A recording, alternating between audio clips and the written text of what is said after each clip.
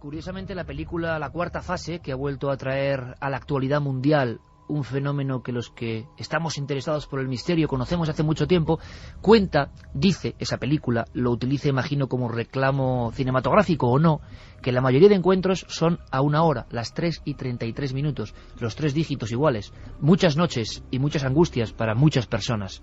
Puede parecer algo difícil de creer en estos días, anecdótico para otros, la típica sonrisa maledicente de muchos. Eso ha hecho que, por lo menos en los últimos 15 años, las personas, hombres, mujeres, niños, que han tenido experiencias realmente angustiosas, incluso a veces en su propio domicilio, que tienen que ver con estos encuentros que se llamaron del cuarto tipo, la cuarta fase, hayan sellado sus bocas. Es muy difícil hacerles hablar, es muy difícil, primero por el dolor que a ellos les produce, y segundo porque ¿quién va a creer en estas historias? Quizá la psiquiatría tenga respuestas, quizá la hipnosis, que es un elemento que aparece en esta película constantemente, nos revele algunas claves.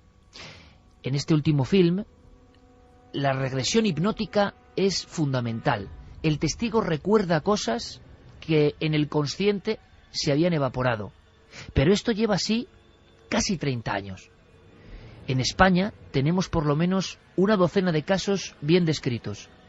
Personas que tienen un tiempo perdido y que luego bajo hipnosis, con la luz y sombra que tiene esa palabra todavía hoy, visualizan, viven y somatizan historias.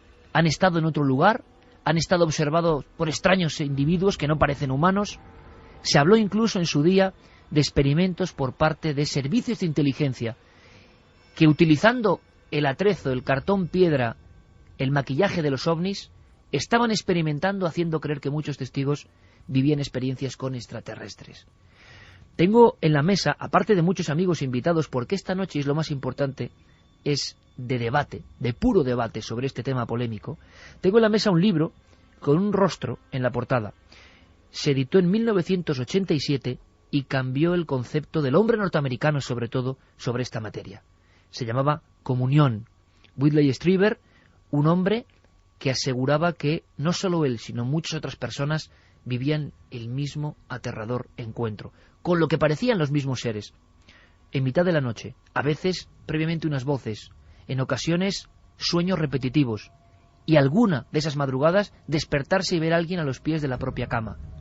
Lo que recordaban, a veces semanas o meses después, incluso años, como vais a comprobar esta noche, era la presencia de unos ojos, ojos que parecían a veces incluso de ave, ojos como de lechuza, o ojos demasiado almendrados, que observan con una extraña expresión. Y poco a poco, a veces por la hipnosis o por casualidades de la vida, ese testigo empieza a recomponer un puzzle siempre incompleto. Ha estado en algún lugar, fuera del mundo real, en una especie de realidad velada para los demás. Todo se resume en patologías, todo es explicable por la imaginación del ser humano, son traumas que tienen que ver con la persona, la sexualidad, historias terribles no bien superadas. Se ha hablado de todo eso, pero creo que con la llegada de esta película merece la pena tener este debate desde diferentes puntos de vista y sobre todo repasar también algunas experiencias aterradoras. Y una de las más sorprendentes es la que vamos a revivir en apenas nada. Antes de presentar a amigos que van a hablar de hipnosis, de ciencia, de investigación periodística y de conspiración, todas las patas del mismo enigma, quiero que escuchéis algo con mucha atención, por favor, porque es una pequeña gran joya. Desde hace muchos años, una mujer que se llama Próspera Muñoz se mantiene en silencio. Quizá es por todo lo que he comentado al principio. ¿Quién va a contar una experiencia tan extraña? ¿Cómo le van a creer? Por eso le agradezco enormemente que nos preste un poco su testimonio, su alucinante testimonio. Verdad, fantasía y realidad, algo que es todo y no es nada al mismo tiempo, eso debéis juzgarlo vosotros, y también nuestros invitados. Ocurrió en los años 40, y esto es muy importante, porque en los años 40, concretamente en el 46-47, nadie en nuestro país hablaba del fenómeno ovni o de lo extraordinario, de extraterrestres, y sin embargo, en una pequeña caseta, en pleno campo, perdido en el Levante español, 2 niñas tienen una experiencia que solo recordarán con el tiempo, con 30 años de olvido, ¿Os imagináis lo que es vivir algo impresionante y solo recordarlo 3 décadas después? ¿Cómo afecta eso a nuestra vida? Yo sé que lo que vais a escuchar es sencillamente increíble, pero es uno de los grandes casos, y esta noche Próspera Muñoz rompe su silencio, por eso estoy seguro que la audiencia se lo agradece. Próspera Muñoz, buenas noches. Hola, buenas noches. Ante todo, lo dicho, muchísimas gracias por compartir con nosotros las ondas de Milenio 3 en la SER. Con mucho gusto lo hago. Muchísimas gracias porque yo creo que ahora que se habla tanto de esta película, por ejemplo, ¿no? La cuarta fase, se hace mucho hincapié, Próspera, en la soledad, en a veces la incomprensión que sufre el testigo de un encuentro de este tipo. ¿Tú has sentido eso, Próspera, a lo largo de estos años? Pues yo tuve la gran suerte de que al primero que se lo conté, por supuesto, fue a mi marido. Y entonces él, en lugar de reírse, al principio no me creía mucho, pero cuando vio que iba en serio y oyó a mi hermana, que también corroboraba lo que yo decía, pues tuvo la gran suerte de que me creyera. Entonces, el que los demás no crean no me importa tanto, aunque sí hay de todo. Hay quien de verdad te cree a pie juntillas, hay quien dice, bueno, te da el beneficio de la duda, y hay quien se ríe en tus barbas. Pero a mí, ¿qué quiere? No me importa. Ya le digo que soledad en ese aspecto no. Ahora, algunas veces sentir que alguien te ridiculiza un poco, pues sí.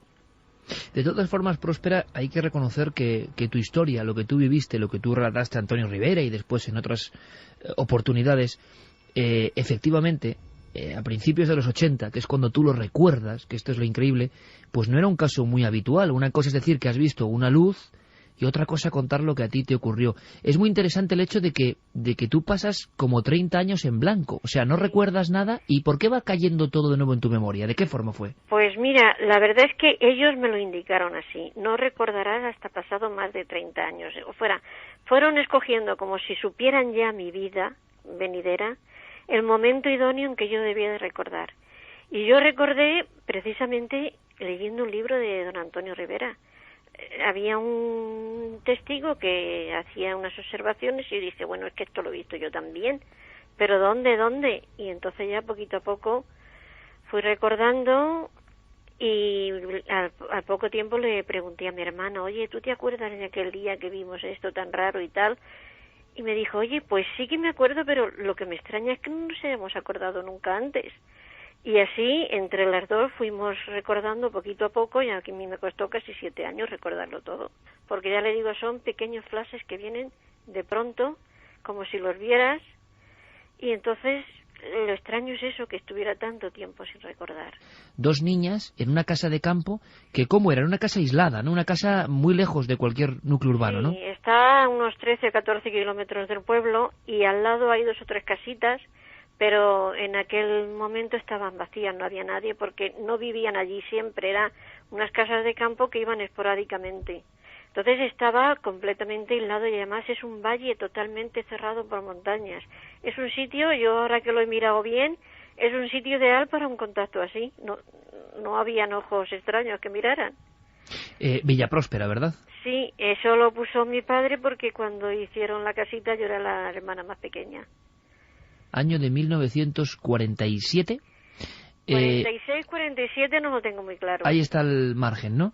Sí. Pero si tú ahora mismo casi puedes ver, imagino, porque eso es inolvidable, ¿qué ves? Ves primero que en la mente de una niña lo que era la llegada de un coche, ¿no? De un coche blanco Pues, muy raro. Sí, yo estaba asomada a la ventana porque mi padre, nosotros estábamos allí en el campo con un tío, y mi padre venía pues cada 2 o 3 días a llevarnos alimentos frescos, golosinas y cosas, y yo estaba esperando aquel día. Mi padre estaba mirando por la ventana, vigilando el camino, pero vi llegar un coche que me pareció muy extraño. Entonces llamé a mi hermana, y asomadas a la ventana las dos vimos, pues eso, un coche, pero muy raro porque era redondo, con un ala circular, y que además bajaron 2 personas muy extrañas.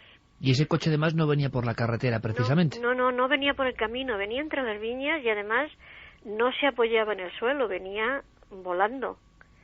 Y la verdad es que a unas niñas todo le parece, no sé, a un niño todo le parece normal, no se asombra tanto como un mayor, pero mi hermana sí se asustó un poco porque, claro, era mayor que yo, tenía ya 12 años, y ya se asustó un poco, ya quiso cerrar la puerta y cerrar la ventana y todo, pero cuando nos dimos cuenta ellos estaban ya dentro de casa, entablando una conversación con nosotras. Y hay dos individuos que tú como niña los ves, ¿cómo los ves con tus ojos infantiles, Próspera? ¿Se parecían a la gente normal o no? Pues yo los veía, pues, muy bajitos, porque el más alto era como mi hermana, que ya digo que tenía 12 años, y el otro era más bajito todavía. No sé, yo lo veía todo normal, no pensaba que era algo raro ni extraño, pero veía como gente de mi talla, de mi estatura, como gente igual que yo. ¿El atuendo, Próspera? Pues era como una especie de mono blanco, y el que no llevaba botones por ninguna parte, era todo liso. Y llevaban como un casco transparente que se quitaron al bajar del vehículo, se lo quitaron y se lo pusieron debajo del brazo, me acuerdo perfectamente. Y se lo pusieron bajo el brazo, y entonces yo, al sujetar como sujetaban el casco, me di cuenta en las manos que tenía solo 4 dedos. Pero, Próspera, hay una especie como de tiempo perdido o conversación que tú no acabas, como decíamos, esto lo recuerdas 30 años después a retazos. Estáis tu hermana y tú y esos dos individuos que se parecían, no sé, físicamente la cara a hombres normales, ¿o había algo muy distinto aparte de los dedos? Pues sobre todo eran los ojos, que eran como hipnóticos, eran unos ojos grandísimos, al entrar dijeron un momento, porque no veían, las pupilas se le dilataron delante de nosotros y entonces nos dimos cuenta que tenían un iris enorme, y esto sí nos impresionó un poquitín. ¿Pero en ningún momento huís? ¿Os quedáis ahí? No, tranquila. Mi hermana renegando un poco porque habían entrado en casa y ella no quería que hubieran entrado, pero tranquilas. Y una cosa, Próspera, la gente estará preguntando, bueno, dos individuos de estatura pequeña con esa situación, en esa casa, año 46, pleno día, o sea, es decir, es algo muy extraño, pero ¿escuchabais la conversación o ellos movían la boca? ¿Era un lenguaje castellano como el nuestro? Yo no lo sé, yo solamente sé que les entendía, y yo en aquel tiempo, bueno, y ahora no hablaba más que castellano y les entendíamos perfectamente. Ahora, si movían los labios o no, la verdad es que no me acuerdo. O sea que en ese proceso no hay ningún tipo de contacto mayor, la conversación se detiene, aquellos seres se marchan. Se marchan, entablan conversación con nosotras, nos preguntan sobre las fases de la luna que estaban allí en un almanaque, y ya se despiden, van a entrar van a mirar la casa. Uno de ellos quiso revisar la casa y el otro lo cogió del brazo y le dijo, no es prudente, vámonos. Y es muy curioso, Próspera, porque la gente puede decir, aquí lo interesante es que hay otro testigo, es decir, la gente siempre intentando ser evidentemente escéptica, porque esto es difícil de creer y tú lo sabes, dices, bueno, había otra, y tu hermano, unos años después, se acordaba perfectamente de toda la escena hasta la llegada de la nave, ¿no? Cuando yo le hablé, ella no se acordaba de nada hasta que yo no le hice recordar. Cuando lo hice recordar, después ella ha recordado todas las circunstancias de alrededor, cómo mirábamos por la ventana, cómo vio el cacharro, como yo digo, cómo lo vio. Pero cuando bajan ellos, se le corta la memoria y a ellos no lo recuerda para nada. Se recuerda hasta la llegada del objeto nada más. Sí. Es que además ellos lo dijeron, ¿a cuál de ellas le vamos a hacer no sé qué? Dijeron, pues a esta, porque es más, me supongo que quisieron decir más pequeña o más receptiva, o no sé, eligieron entre las dos. La reacción de la familia, Próspera, entre ese primer encuentro y el segundo, que va a ser todavía más complicado y te van a trasladar a algún lugar, ¿tu tío o tu padre supo algo? Mi tío sí, y cogió un poco de miedo porque vio algo. Él, cuando llegó aquel artefacto y se posó al lado de la casa, cuando se fueron, como digo que se fueron a todo correr, al elevarse aquello dio una luz inmensa. Y mi tío estaba en una viña que había un poco más alejada de la casa, y entonces vio la luz y vio salir el artefacto aquel, lo vio volar. Que creyó que era un avión que salía del lado de la casa, ¿verdad? Él creyó que era un avión que volaba tan bajito que se había chocado contra el tejado de la casa y aquello había producido aquella luz. Entonces vino corriendo muy asustado y le dijimos, no pasa nada, es que han venido dos hombres y tal. Y salimos a ver el tejado, a ver los desperfectos del tejado, pero no había nada. Entonces él sí vio algunos indicios y vio algunas cosas y sí tenía miedo. Hasta el punto que 2 o 3 días después fue mi padre y le dijo, aquí están pasando cosas raras, mejor nos vamos al pueblo. Él sí vio algo. Y Próspera, llegamos a lo que sería el segundo encuentro, o la segunda parte de este primer encuentro, que se produce ya de noche, y cuéntanos, ¿qué te ocurre a ti?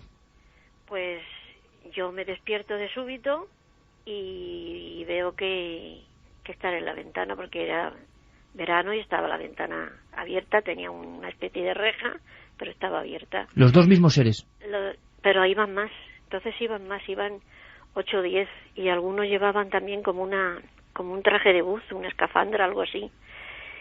Y entonces me dijeron que saliera, y yo salí con ellos, y entonces vi que un ser muy alto, como de 2 metros y pico, que yo dije que era un muñeco, llevaba a mi perro, y dije, ¿qué le habéis hecho a mi perro? Me dijeron, nada, lo hemos dormido para que no alborote.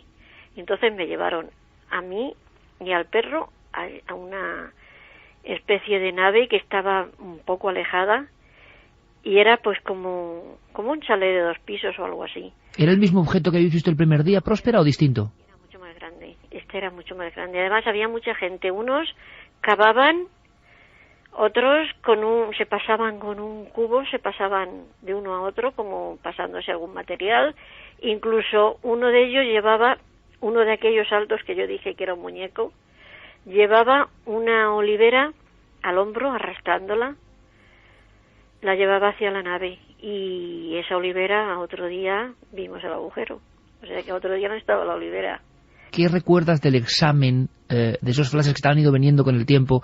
¿Qué te hicieron? ¿Un examen médico? ¿De qué tipo? ¿Sentiste dolor? ¿Qué artilugios eran? Dolor ninguno, solo sentí como me raspaban la piel, cogían algo de cabello, y se fijaron mucho en los órganos genitales. O sea, dijeron que tenía... Porque yo, a ver cómo explico esto. Después de irse ellos aquel día que vinieron por la mañana, nosotras tuvimos, mi hermana, yo y mi tío, un cólico espantoso, una diarrea. ¿Los tres? Las tres. Y entonces ellos dijeron que había algo de tipo colí o algo así, lo que yo encontré. Y les dije que hemos tenido esto, y ellos se preocuparon un poco. Pero vamos, así que me hicieran daño o algo así, no, en absoluto. Además, cuando lo fueron a hacer, dijo uno de ellos, es muy dócil. O sea que yo, como no estaba asustada ni nada de eso, pues yo me dejaba hacer con docilidad. Y en este segundo caso, Próspera, o segunda parte del episodio, sí. ¿Nadie de Villa Próspera, de la casa, recuerda nada? No. Nadie. Cuando terminaron, nos llevaron al perro y a mí a casa, nos dejaron en la puerta, y yo me acosté, y otro día pues nos despertamos tardísimo. Nos habíamos dormido los tres, mi hermana y mi tío y yo, nos habíamos dormido hasta las 12, y mi tío estaba muy preocupado por la hora que era, no había salido a trabajar, y estaba preocupado porque aquel día esperábamos a mi padre, y decía, va a decir que no ha ido a trabajar. Y además encontramos también que mi hermana me regañó mucho porque las sábanas de la cama estaban llenas de tierra, y decía, pero bueno, si yo antes de acostarnos te he lavado, ¿cómo es que tienes tierra? O sea, no, había cosas que no... Da la impresión de que tu hermana vive la experiencia con más sensación de, quizá por la edad, ¿no?, de temor, de que algo raro está rodeándoos, sí. A diferencia de ti, que eres más pequeña y lo ves quizá todo como una especie, no sé si de juego o de cosa curiosa, ¿no? Yo nada, tranquila. Ella sí, claro, porque era mayor y ya se daba más cuenta de las cosas, aunque ya le digo que miedo nunca hubo. Si acaso un poco de temor por parte de mi tío, porque había cosas que no entendía. ¿Qué más te llamó la atención de esa estancia, de esa nave, de lo que sea donde estuviste, Próspera? Pues me llamó la atención que ahora sí lo tengo visto, porque era, como ahora presentan no sé cómo decir, un despacho de estos de ahora modernos que tienen toda una consola corrida, o sea, muchas pantallitas de televisión pequeñas donde habían cogido todos los alrededores, y una grande donde apareció una luz muy brillante, y dijeron, mira, ahí vamos. Lo único que me hizo padecer un poco fue la falta de luz. Era una luz tan tenue, que yo apenas veía.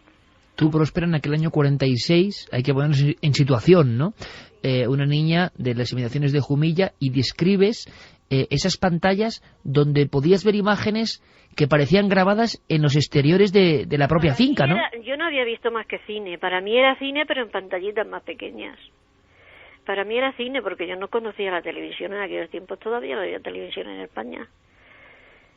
Pero para mí era cine. Además, antes me enseñaron como un aparato grande de televisión. Había unas imágenes donde se veía el día que nosotros íbamos al campo para unos días nada más. Entonces, el día que llegamos, nos habían filmado, yo subida encima de la burrita, del burro, y mi hermana caminando, y mi tío al lado, y el perro. Y entonces, de mi hermana y de mí salían unos rayos de luz preciosa, increíbles, de unos tonos preciosos. Y nos dijeron que habían venido a contactar con nosotros por aquello. Tu caso es estudiado por diferentes especialistas. Sí. Cuando tú recuerdas, a raíz de casi la visión accidental de Antonio, sí, te pones en contacto con él.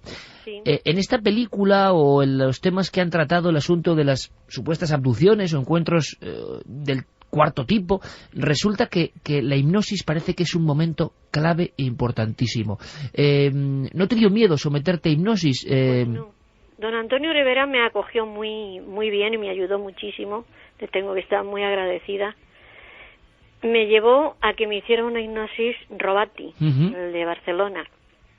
Y la verdad es que yo no recordé nada nuevo en la hipnosis. No me dio miedo ninguno, no lo había hecho nunca, pero no me dio miedo. No había datos nuevos, ¿no? No salió nada nuevo. Lo que sí pasó es algo que me dijo Rivera después, que era muy frecuente, que a raíz de la hipnosis empecé a recordar muchas más cosas. Después me han hecho otra hipnosis en Madrid, me la hizo Jordán Peña. Ajá. Y igual no han salido nunca cosas nuevas. En hipnosis no he dicho nada nuevo. Todo ha sido recordado espontáneamente por mí. Y Próspera, después de toda esa serie de experiencias, uno imagino que se pregunta por qué a una persona, ¿quién te iba a creer contando esto en aquel contexto, no? ¿Por qué crees que te ocurrió esto exactamente a ti y en esas circunstancias? Te lo habrás preguntado muchas veces, ¿no? Pues sí, muchas veces. ¿Por qué a mí precisamente? Entonces, no sé, yo siempre pienso que estábamos en el sitio adecuado en el momento oportuno.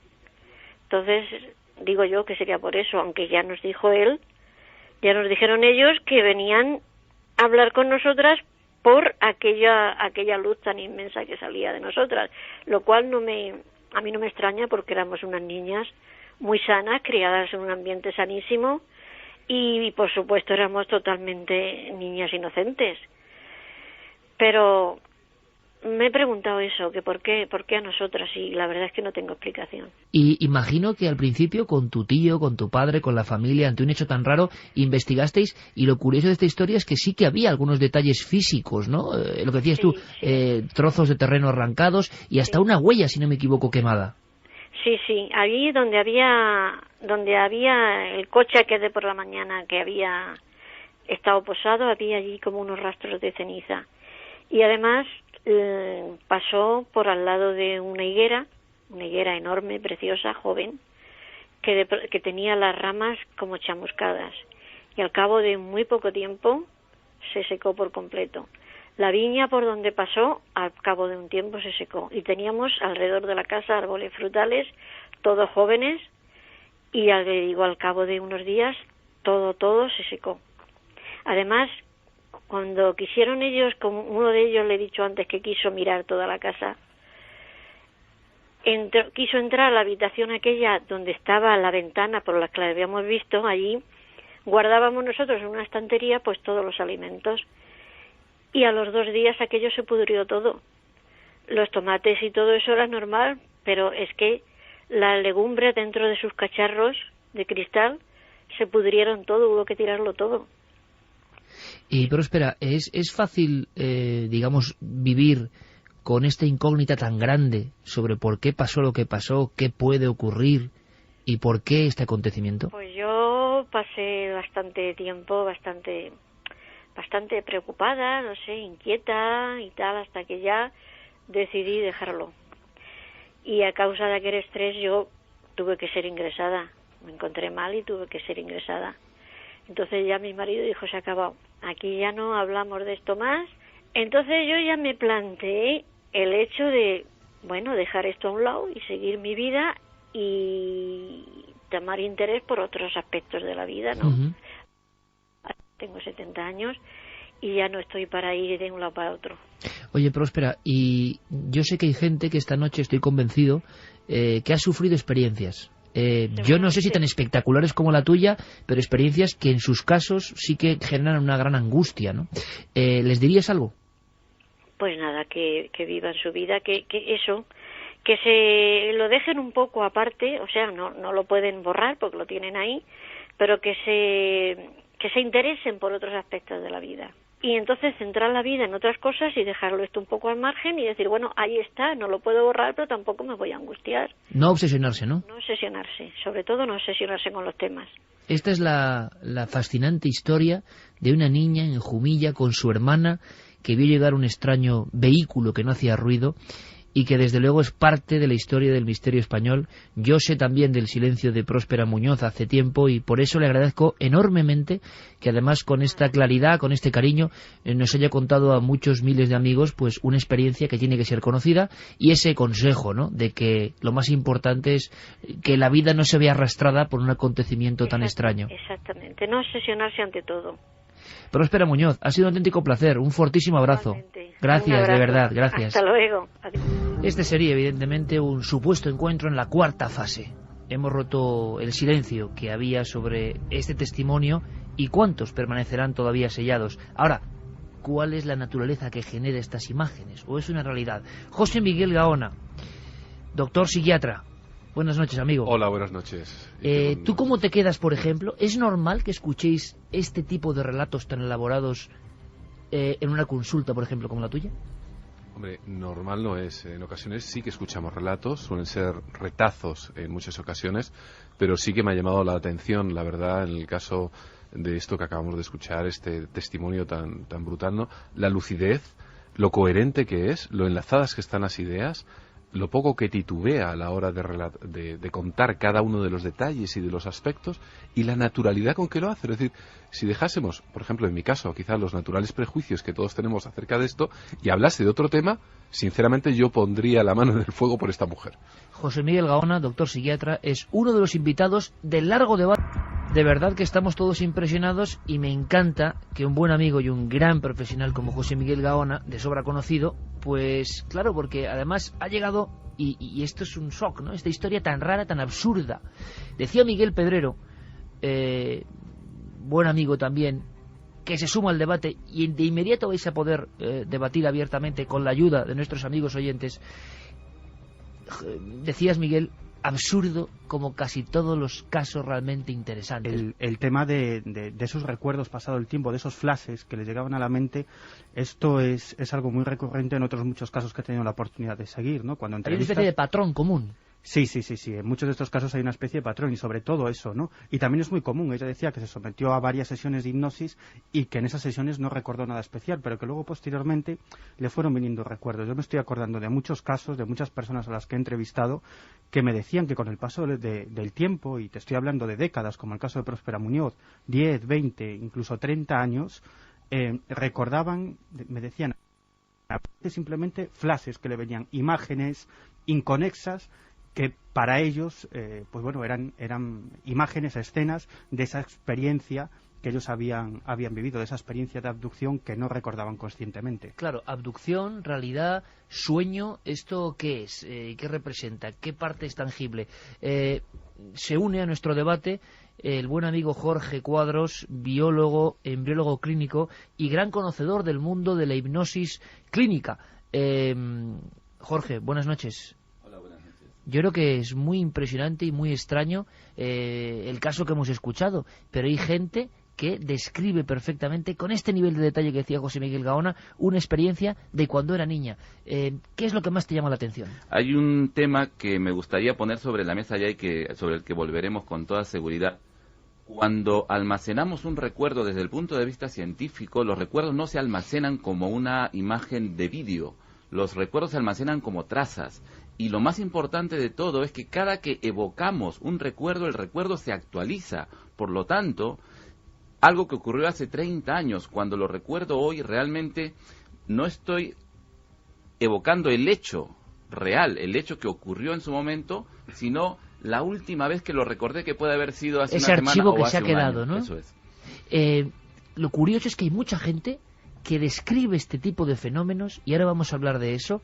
Vamos a ver si podemos reparar rápidamente uno de los micrófonos. Santiago Camacho, mientras tanto, tu conclusión, y ahora abrimos ese debate abierto, ese debate en el que vosotros también podéis opinar. Santi, tu opinión, también, como decíamos, en una traza de este caso, que agradecemos simplemente el hecho de que yo entiendo perfectamente que alguien no lo cuente. O sea, es que si alguien cree que le ha pasado lo normal es que no lo cuente. Santi, tu opinión. Hombre, y además es la primera vez que yo, por ejemplo, he tenido la ocasión de escuchar de primera mano un caso histórico como es el caso de Próspera Muñoz. Y la verdad es que, añadiendo a todo lo que ya han dicho el resto de invitados, la verdad es que la inmensa suerte que tuvo Próspera es que no percibió su caso como algo traumático.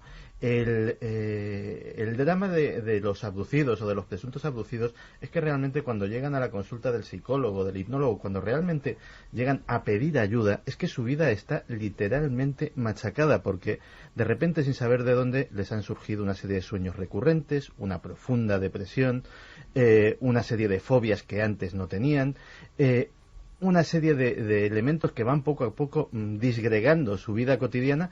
Y entonces, pues muchas veces ese terapeuta que dice, bueno, pues vamos a recurrir a la hipnosis a ver qué nos encontramos aquí, se encuentra de sorpresa con un relato de este tipo. Los casos de abducción tienen un tema que es profundamente humano, y es el hecho de que, aparte de eso, de la incomprensión que sufre cualquiera que ha declarado haberse encontrado con algo extraño, sea ovni, fantasma, extraterrestre o lo que sea, básicamente el síndrome que se encuentra en ellos es básicamente un síndrome de estrés postraumático, y las historias que cuentan y sobre todo las vivencias que surgen son profundamente aterradoras y vividas con terror. Estamos hablando de gente que declara haber sido sacada por completo de su cotidianidad y haber sido sometida a lo que perciben como torturas y abusos sexuales, haber sido sometido a muchas veces este tipo de cosas, por ejemplo, generan una hay un momento que es muy típico, que es, por ejemplo, estás en la consulta del dentista, eres una persona absolutamente normal, y de repente empiezas a sentir un temor bastante más del normal a lo dental, que te hace salir de allí corriendo, sudor frío, respiración agitada, el corazón que se te sale del pecho, y ahí empieza, como si eso fuera un detonante, empieza una serie de acontecimientos que llevan a esa regresión hipnótica, a ese momento. Yo puedo citar un caso personal que es muy curioso, pero yo me acuerdo de una chica con la que estuve saliendo en su día, y saludos si me está escuchando ahora mismo, y yo por aquel entonces solía llevar una camiseta que tenía un extraterrestre, cosa de los... Parecido al emblema que tenemos aquí de Communion, del primer libro que hablaba de esto en Estados Unidos. Efectivamente, que también me la regaló otro buen amigo, que saludos para él. Pues salíamos y habíamos pasado una noche, la camiseta pasó sin pena de gloria, hasta que llegamos a su portal y de repente, pues como pasan los portales, la luz se apaga en un momento dado, y la camiseta tenía una cosa en particular, que era fluorescente. Lo que sucedió después solo puedo denominarlo como un ataque de pánico absolutamente incontrolable, que lógicamente no venía a cuento de nadie, desde luego era completamente desproporcionado al estímulo. Y bueno, uno que se dedica a estas cosas, pues en aquel entonces era precisamente cuando empezaban a circular por internet los primeros test para abducidos, y había una serie de preguntas, pues si tenías esos sueños recurrentes, si habías pasado una depresión recientemente, si tenías alguna cicatriz inexplicable en el cuerpo, si te habías encontrado, pues por ejemplo, alguna gotita de sangre en la almohada algún día. Y curiosamente esta persona pues iba cumpliendo todo aquello. O sea, que había un patrón. Sí, nunca a pesar de que me hubiese gustado, y de hecho se lo sugerí, nunca se prefirió no indagar en ello, pero es curioso lo cotidianas que pueden llegar a ser estas experiencias. Bueno, estos terrores. Vamos a debatir de dónde surge esto, qué realidad puede haber detrás de estos casos, y la hipnosis, como ese mundo un poco extraordinario y que no acabamos de entender bien, ¿qué puede solucionar? Sobre todo la película, me ha parecido un poco extraña, lo que tiene es que penetra en el terror tremendo y las vidas truncadas de unas personas que creen que son agredidos por la noche por algo incomprensible. Más que ir al fenómeno ovni o no, esta gente cree que está siendo agredida por una entidad ajena a él. Y lo pasan muy mal. Y va en ese aspecto, en trazar lo mal y lo terrible que pasa a estas personas. Pues dar las gracias a Aurum, que nos ha mandado los 10 pósters originales, además de la película que sorteamos esta noche. Vamos a repetir las vías de contacto. 27640, palabra clave Milenio, espacio vuestros mensajes, milenio3 con número @cadenaser.com, la página web www.cadenaser.com y la encuesta en ikerjimenez.com, que por el momento, a la pregunta de ¿crees en las abducciones extraterrestres?, el 57,2% opina que sí y el 42,8% opina que no. Bastante Están reñido, muy igualados. Bastante con lo cual hay una división Pueden seguir total votando allí. del público. Debate abierto que continuaremos en la segunda hora, por supuesto, con vuestras preguntas. José Miguel, pero podéis intervenir en cualquier instante ya. Para un especialista en psiquiatría, esto es... ¿cómo se diagnostica esto dentro del libro oficial de trastornos psiquiátricos? Si es que es un trastorno psiquiátrico, o podemos decir que hay casos que se apartan de esto incluso. No, evidentemente la abducción como tal no aparece en ningún libro de trastornos psiquiátricos. Es decir, se pueden interpretar algunos de los síntomas como parte de algún trastorno, de alguna enfermedad, etcétera, etcétera. Es de todos bien sabido, por ejemplo, que ciertos casos de psicosis, es decir, esquizofrenia, pues dentro del delirio de esta realidad desorganizada, pues pueden intervenir elementos relacionados, por ejemplo, con la abducción, los extraterrestres o con cualquier otro tema que en un momento dado sea propio de cualquier dislate humano, ¿no? Ahora, yo he visto, por ejemplo, la película y da la impresión en algunos momentos, ya lo debatiremos, pero que existe ya, por ejemplo, varias figuras. Una, la psicosis colectiva, por ejemplo, ¿no? En el que varias personas pueden vivir el acontecimiento. Pueden vivir un acontecimiento y además se contagian en un momento dado, incluso hasta la tendencia al suicidio. Es decir, es algo que se repite en muchas ocasiones en nuestro propio país. Hay cadenas de suicidas en pueblos pequeños, una psicosis colectiva, y todos acaban sintonizando, por así decirlo, en la misma frecuencia. Uh-huh. Eso es interesante porque es que me vienen a la mente casos, ¿no? Y casos que tienen que ver con lo que decías, ese fenómeno contagio, ¿no? Es decir, que una persona de la familia vive un fenómeno, una experiencia de abducción, y de pronto el resto de la familia se ve afectada, ¿no? Voy a contar un caso, si quieres, brevemente. Un pueblo de Lugo, año 1996, una mujer llega de trabajar, era media tarde, tirando a la noche, y ella observa pues que a cierta distancia le va siguiendo un objeto anaranjado de aspecto circular. Bueno, no le da ninguna importancia. Aparca el coche en su casa, se cambia porque en unos minutos tenía una reunión de padres de alumnos en el colegio de su hijo, que no estaba demasiado lejos de la casa, ¿no? Para llegar en un cuarto de hora por una carretera que se sabía de memoria. Bueno, la mujer se cambia, otra vez se introduce en el automóvil, arranca, y entonces en un momento determinado, al dar una curva bastante cerrada, se le echa encima lo que ella describe como una nube muy luminosa que hacía un ruido enorme, que parece que dentro tenía algún otro objeto que se movía. Se acerca a pocos metros del automóvil, ella intenta acelerar, pero se da cuenta de que es imposible, que el coche circula más bien se frena, empieza a circular unos 20 kilómetros por hora, incluso me dice que le da la sensación de que incluso el automóvil parece que no estaba tocando la calzada, es decir, como si estuviera levitando sobre el suelo. Dice que en un momento determinado incluso la puerta del copiloto se empieza a abrir y cerrar violentamente. Ella entra en un estado de pánico. Esto dura unos 2 minutos, dice que probablemente no llegue a los 2 minutos, el objeto desaparece, y cuando llega a la reunión de padres de alumnos estaba terminando.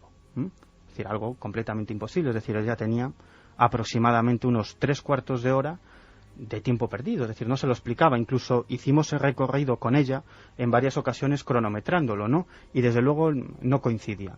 Pues fíjate qué curioso, cuando vamos a visitarla por primera vez, llegamos a su casa, llegamos de forma absolutamente sorpresiva, no avisamos, sabíamos lo que le había ocurrido por otras personas, y cuando llegamos ella no estaba trabajando, entonces estaba en la casa. Se encontraban los hijos de esta mujer y su madre. Bueno, mientras lo estábamos esperando, pues empezamos a charlar, nos pusieron un café, un buen chorizo, como suele pasar siempre en muchos lugares de Galicia. Y bueno, empezamos a hablar de lo divino, de lo humano, y en un momento determinado, uno de los hijos, un adolescente de 16 años, nos hace una pregunta y nos dice, bueno, vosotros qué sabéis de estas cosas raras, ¿no? Dice, bueno, ya sé que no tiene nada que ver con la historia esa que dice que vio mi madre, es decir, incluso era hasta escéptico con la experiencia de su madre. Y dijo, bueno, a ver, tú irás. Y dice, oye, ¿se puede tener un sueño muy real? Y digo, hombre, no sé. Digo, explícame. Y entonces él cuenta que poco después de que a la madre le sucediera esa experiencia, él estaba... Se acababa de levantar, él entraba al instituto, pero se levantaba 1 hora antes para estudiar para los exámenes que tenía cerca, ¿no? Entonces él decía que estaba despierto, se estaba incorporando de la cama y de pronto escuchó un sonido muy fuerte, decía como si un avión fuese a impactar con la casa. Una luz enorme que entra por la ventana, una luz muy potente, dice, y de pronto se ve en una camilla, dice que estaba en una camilla que en una sala de aspecto circular, en el que había una serie de aparatos y unos tipos muy raros y muy feos, decía, tocándolo. No le di tiempo a continuar, le lancé mi libreta y dije, a ver, dibújamelo. Dice, no, hombre, os vais a reír, no, dibújamelo. Bueno, es una pena, no lo he traído, pero el dibujo es la típica imagen de comunión, ¿no? De la portada de comunión. Es decir, con gran cabeza, unos ojos estirados. Sí, como un niño. Cabeza en forma de pera, enorme, unos ojos almendrados, negros, también de gran tamaño. Entonces, él cuenta que no sabe cuánto tiempo estuvo en esta situación tan extraña, que él lo denomina un sueño muy real, para él eso es lo que fue, y dice que de pronto escuchó otra vez el mismo sonido, ese sonido de avión, y se vio de nuevo en la habitación, con esa luz inundándolo todo, y que de pronto el sonido desaparece, la luz desaparece, y él empieza a gritar, empieza a llamar a su madre entra a la habitación, él le cuenta todo lo que ha ocurrido, y esta mujer, a pesar de su experiencia, pues bueno, lo tranquiliza diciendo, bueno, no te preocupes, esto ha sido un sueño. Ni él relacionaba esta experiencia con la de su madre, ni su madre relacionaba su experiencia con la del muchacho. De hecho, su madre sigue absolutamente convencida que lo que le sucedió a su hijo fue simplemente pues un sueño, una pesadilla, un mal sueño. Claro, explicaciones. Bueno, está claro que esta imagen del extraterrestre es típica y tópica. Esta imagen, que nos parece y que todo el mundo tiene en mente ahora mismo, de lo que debería ser el típico extraterrestre, porque así lo hemos asumido. Esto está en el inconsciente colectivo ya, claro. Pero es un arquetipo que creéis que parte de algún lugar, que está inserto desde cuándo. ¿Por qué tanta gente, Jorge, por ejemplo, creéis que puede, en sesiones de hipnosis, que luego hablaremos de eso, ¿por qué surgen estos recuerdos? ¿Dónde están? ¿Hay alguna traza? Porque hay personas que piensan que puede tener que ver con traumas muy reales, que se representan así, que no tienen nada de extraterrestres. Como bien dices, tenemos ya un arquetipo, una imagen prefijada de lo que sería un extraterrestre. La tenemos ahora, pero parece que la tenemos de hace mucho tiempo. Estábamos hablando hace unos días acerca de la imagen esta de Göbekli Tepe, ¿verdad? Pero el tema es que si, por ejemplo, en el caso de que indujéramos a una persona en un trance hipnótico para preguntarle por algo que él ya espera que le preguntemos y que él espera ver, con toda seguridad lo va a recordar. O sea, que la hipnosis no es la panacea que se demostró en su día para descubrir qué pasa en tiempo perdido, porque se puede seguir fantaseando exactamente igual. No lo es en absoluto, porque desde el punto de vista de la hipnosis clínica tiene un objetivo terapéutico. Esta tarde estaba discutiendo con un compañero del grupo Hipnológica, el doctor Chema Nieto, es médico psicólogo asturiano, sobre la película que acababa de ver, y claro, lo que comentábamos es que la hipnosis clínica debe tener un objetivo terapéutico. El recordar cosas por recordar cosas puede ser un efecto hasta contrario. Efectivamente.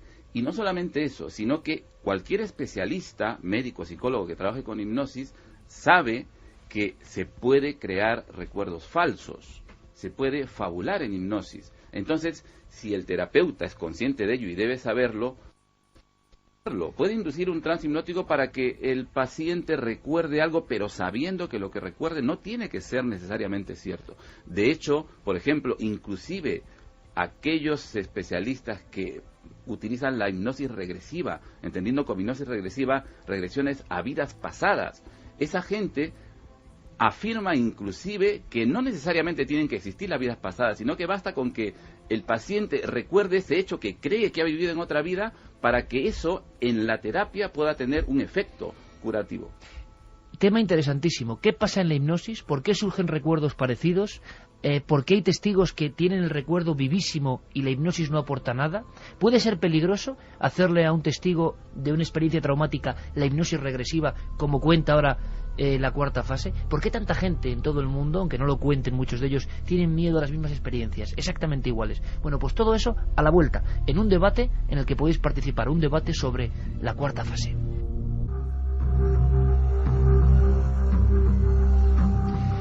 La cuarta fase y sus misterios a debate con el psiquiatra José Miguel Gaona, con el biólogo y experto en hipnosis clínica Jorge Cuadros, con el investigador Miguel Pedrero y con nuestro compañero Santiago Camacho. Pero, ante todo, y es muy importante, con vuestra participación. Por cierto, que en esta película, que luego hay mucha polémica, y hablaremos de esa polémica, y de la delgada línea roja que supone a veces promocionar o dar datos de una película, y que luego la gente crea ciegamente que eso es verdad y que no sea tan verdad.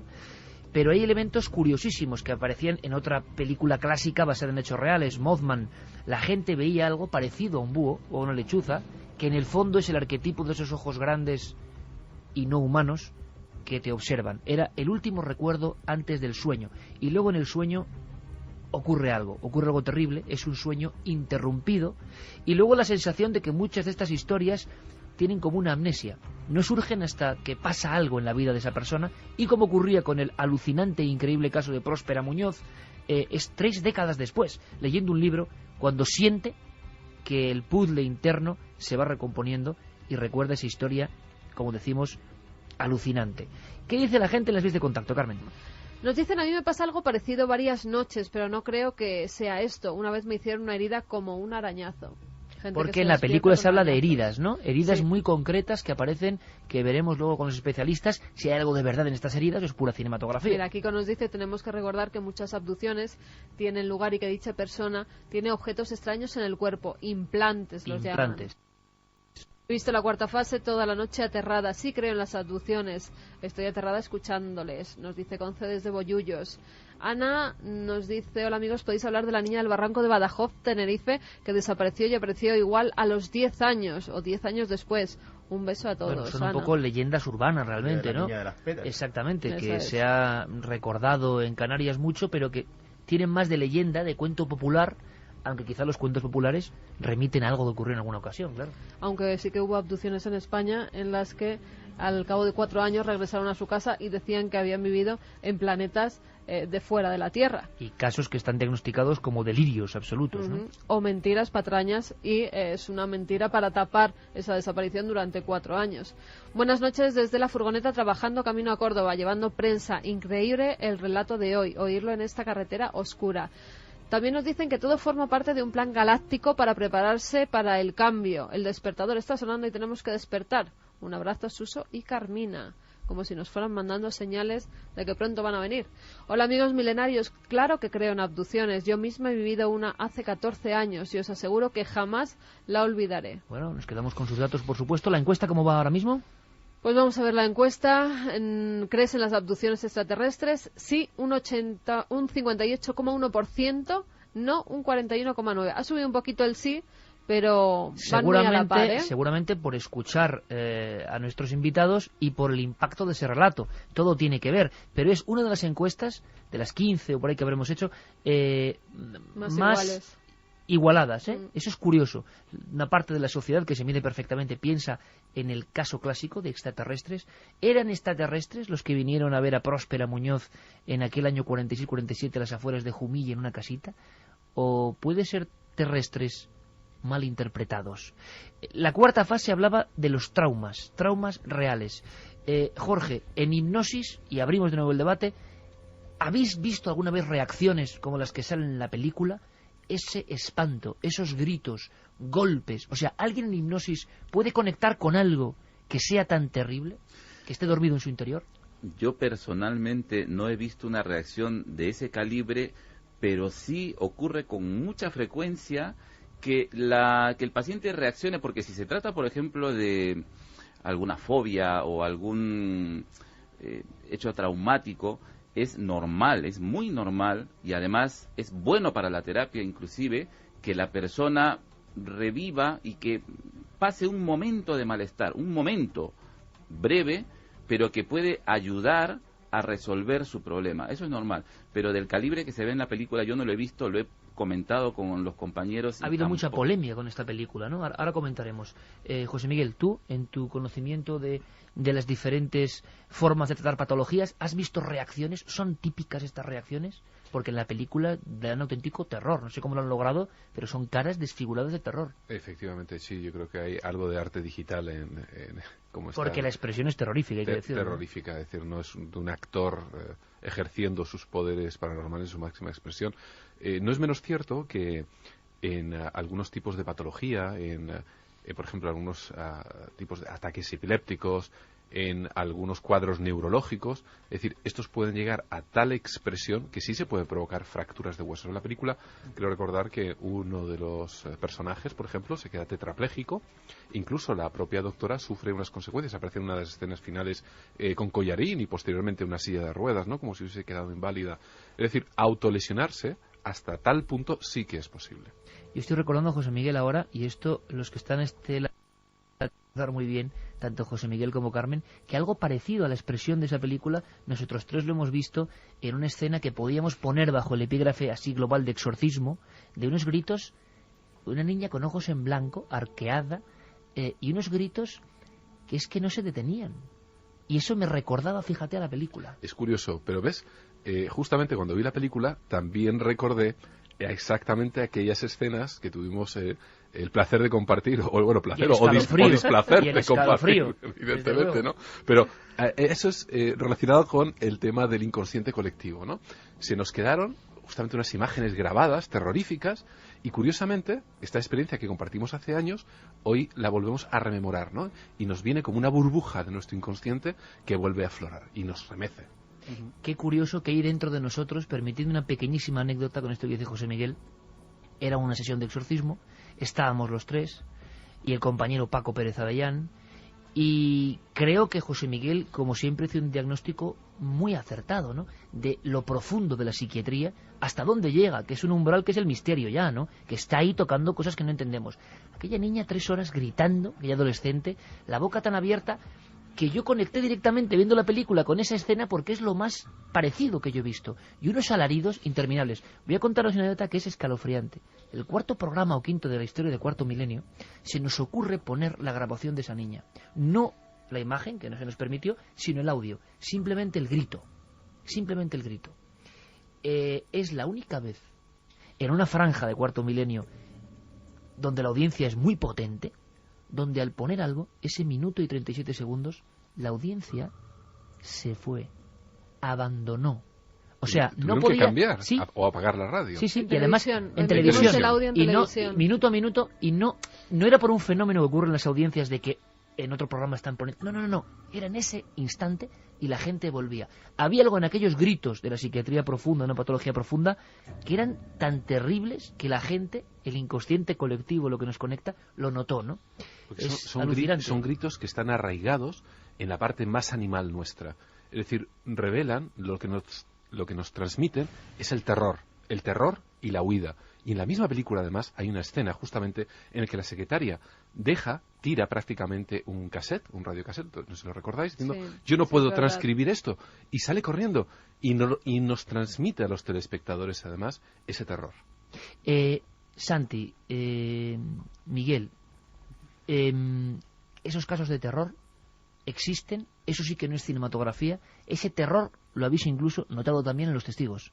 Bueno, yo he estado presente en varias sesiones de hipnosis a personas que decían haber sido abducidas. ¿Aquí en España? Aquí en España, interesante. Sí.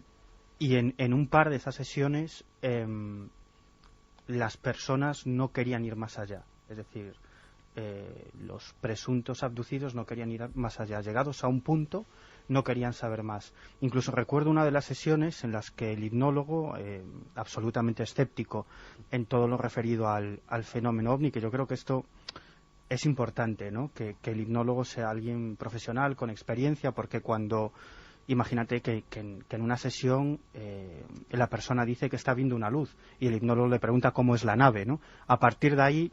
Es un perfecto ejemplo. Claro, de inducción, ¿no?